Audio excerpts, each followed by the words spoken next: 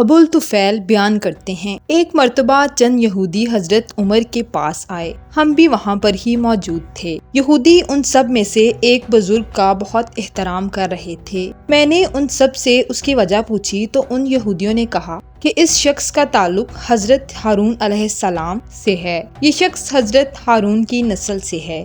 بس وہ بزرگ آگے بڑھا اور حضرت عمر سے کہنے لگا، اس مجمع میں کتاب خدا اور پیغمبر صلی اللہ علیہ وآلہ وسلم کو سب سے زیادہ جاننے والا کون ہے؟ ہمیں بتائیں، ہم ان سے چند سوالات کرنا چاہتے ہیں۔ حضرت عمر نے حضرت علی المرتضیٰ کی طرف اشارہ کر کے کہا، یہ ہمارے نبی اور اللہ کی کتاب کو ہم سب سے زیادہ جانتے ہیں۔ یہودی نے کہا، اے علی، میں آپ سے چند سوالات پوچھنا چاہتا ہوں، اگر آپ نے اس کے درست جواب دیے تو میں کلمہ پڑھ لوں گا۔ حضرت علی علیہ السلام نے فرمایا، تمہیں یہ کیسے معلوم ہوگا کہ میرے جواب درست ہیں؟ اس شخص نے اپنی آستین سے پرانی کتاب کو نکالا اور فرمایا، اس کتاب کا مضمون حضرت موسیٰ علیہ السلام نے حضرت ہارون کو لکھوایا تھا۔ اس کتاب کو حضرت ہارون نے اپنے ہاتھوں سے لکھا ہے۔ یہ کتاب میرے آباء و اجداد کی طرف سے مجھے میراث میں ملی ہے۔ اس کتاب میں ان سوالوں کے جوابات موجود ہیں۔ حضرت علی المرتضیٰ نے کہا، اگر میرے جواب درست ہوئے تو کیا تم اسلام قبول کر لو گے؟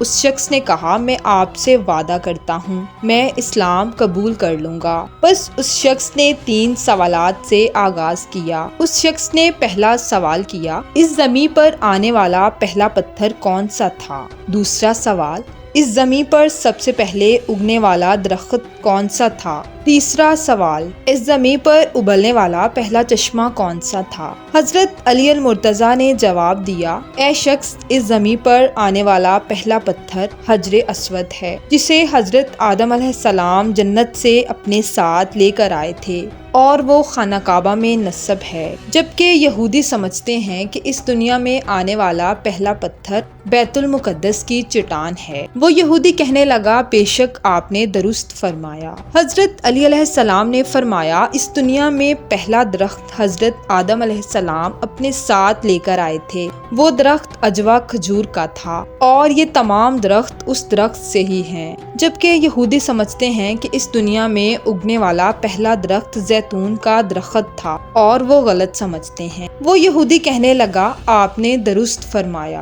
حضرت علی علیہ السلام نے فرمایا، اس دنیا پر ابلنے والا پہلا چشمہ چشمہ حیات ہے، اس چشمے سے حضرت موسیٰ علیہ السلام اور حضرت یوشع نے پانی پیا تھا۔ جبکہ یہودی سمجھتے ہیں کہ اس دنیا میں ابلنے والا پہلا چشمہ بیت المقدس کے قریب موجود چشمہ ہے، جبکہ وہ غلط سمجھتے ہیں۔ بس اس شخص نے اگلا سوال کیا، اے علی المرتضیٰ، مجھے یہ بتائیں، آپ کے نبی حضرت محمد کس جنت میں قیام پذیر ہوں گے؟ حضرت علی المرتضیٰ علیہ السلام نے فرمایا، حضرت محمد صلی اللہ علیہ وآلہ وسلم جنت عدن میں ہوں گے، جو کہ بہشت کے درمیان میں ہے اور عرش پروردگار کے سب سے زیادہ قریب ہے۔ وہ یہودی بولا، خدا کی قسم، آپ نے بالکل درست فرمایا۔ حضرت علی علیہ السلام نے فرمایا، اے شخص، اور کچھ پوچھنا چاہتے ہو تو پوچھو۔ اس شخص نے کہا، مجھے یہ بتائیں، حضرت محمد صلی اللہ علیہ وآلہ وسلم کا وصی ان کے بعد کب تک زندہ رہے گا، اور کیا وہ تبھی موت مرے گا یا اسے قتل کر دیا جائے گا؟ حضرت علی المرتضیٰ نے فرمایا، اے شخص،